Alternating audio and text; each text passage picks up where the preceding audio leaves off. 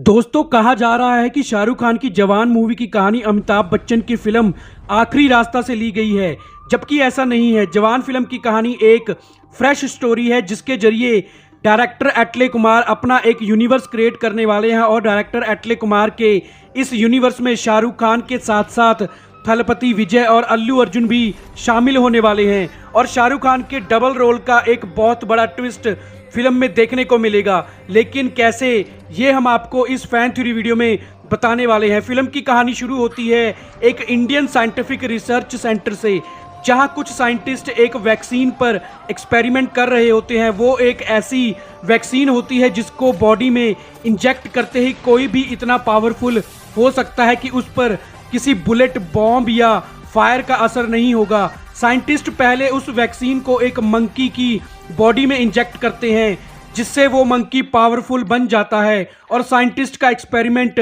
Successful हो जाता है। असल में ये वैक्सीन बनाने वाली एक प्राइवेट कंपनी होती है जिसका ऑनर तेज प्रताप होता है, जिसका फिल्म में रोल विजय सेतुपति प्ले कर रहे हैं। तेज प्रताप उस वैक्सीन को दुनिया के अलग अलग देशों की मिलिट्री को बेचकर पैसा कमाना चाहता है, लेकिन उस वैक्सीन को बेचने से पहले तेज प्रताप उस वैक्सीन को किसी ह्यूमन की बॉडी में इंजेक्ट करना चाहता है। अपने इस एक्सपेरिमेंट के लिए तेज प्रताप ने इंडिया के कुछ बड़े बड़े बिजनेसमैन और मिनिस्टर से हाथ मिला लिया है। तेज प्रताप चाहता है कि वो अपनी वैक्सीन का एक्सपेरिमेंट इंडियन आर्मी के सबसे काबिल जवान पर करे। अब फिल्म में एंट्री होती है शाहरुख खान यानी कि इंडियन आर्मी के जवान राजवर्धन की।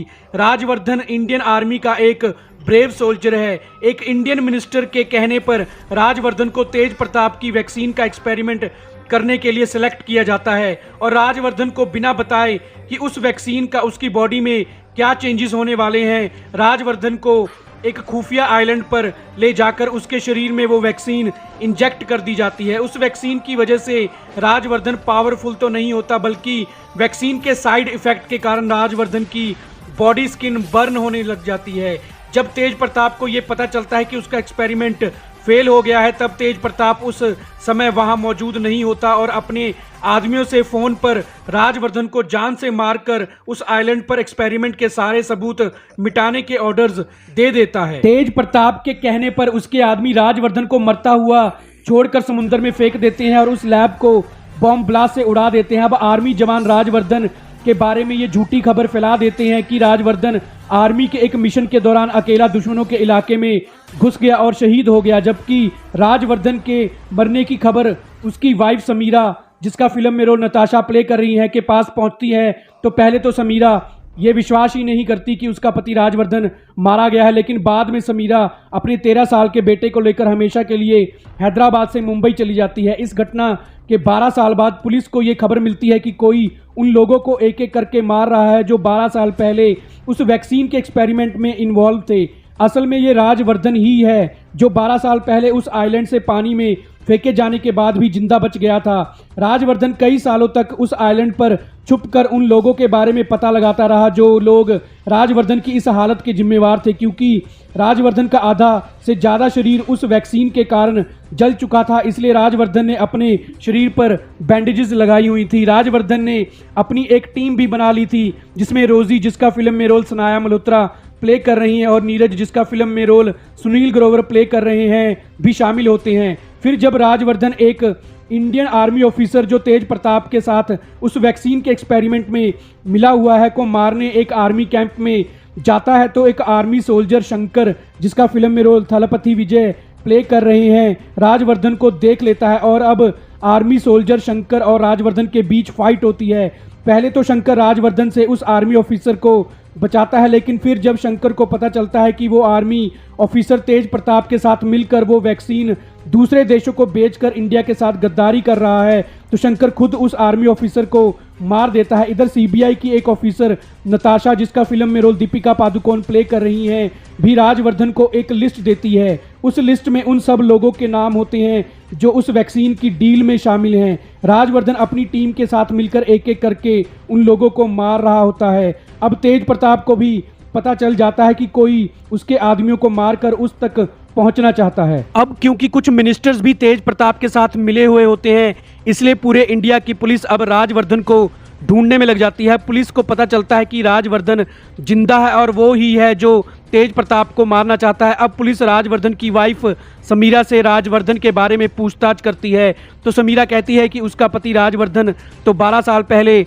मर चुका है। फिर पुलिस समीरा से पूछती है कि तुम्हारा एक बेटा भी है, वो अभी कहाँ है? फिर समीरा बताती है कि उसका बेटा 7 साल पहले घर छोड़कर चला गया था, अब वो कहाँ है वो नहीं जानती। अब फिल्म में एक जेल का सीन दिखाया जाता है। उस जेल में एक कैदी जिसका नाम रघु होता है को दिखाया जाता है। रघु जो समीरा और राजवर्धन का ही बेटा है और जो देखने में बिल्कुल अपने पिता राजवर्धन की तरह ही दिखाई देता है। एक माफिया डॉन को जान से मारकर उसके इल्ज़ाम में 10 साल की सज़ा जेल में काट रहा है।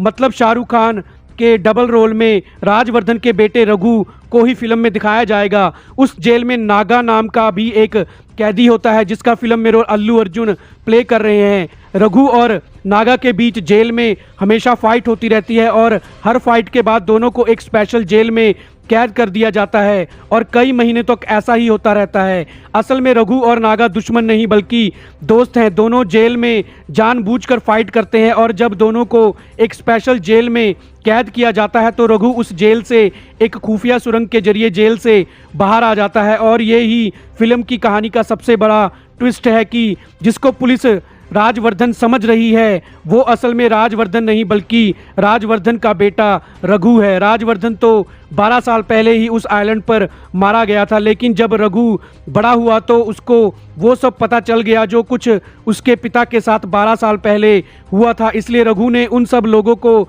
मारने का फैसला कर लिया जो लोग उसके पिता राजवर्धन की मौत में शामिल थे। रघु जानता था कि इंडियन गवर्नमेंट ने खुद ही झूठी खबर फैला दी थी कि राजवर्धन आर्मी के एक मिशन के दौरान मारा गया है। इसलिए अगर रघु राजवर्धन बनकर दुश्मनों को मारेगा तो पुलिस ये साबित नहीं कर पाएगी कि ये सब राजवर्धन कर रहा है, क्योंकि पुलिस रिकॉर्ड्स के अकॉर्डिंग राजवर्धन मर गया है। इसलिए रघु अपने पूरे शरीर पर पट्टियां बांधकर अपने पिता के कातिलों को मारने जाता है, क्योंकि रघु जानता है कि मरने से पहले राजवर्धन के शरीर उस वैक्सीन के कारण बर्न हो गया था। इधर तेज प्रताप को सारा सच्चाई पता चल जाती है, इसलिए तेज प्रताप रघु की मां समीरा को किडनैप कर लेता है। जब इसके बारे में रघु को पता चलता है तो रघु तेज प्रताप के अड्डे पर पहुंच जाता है। दोनों के बीच जबरदस्त फाइट होती है। तेज प्रताप रघु के हाथों मारा जाता है, लेकिन अभी भी एक माफिया डॉन जो फॉरेन कंट्री में रहकर इस वैक्सीन की डील में शामिल है अभी जिंदा है। रघु उस माफिया डॉन तक कैसे पहुंच पाएगा ये हम आपको अपनी अगली फैन थ्योरी वीडियो जवान पार्ट 2 में बताएंगे। तो हमारी आज की वीडियो को पूरा देखने के लिए आपका थैंक्स।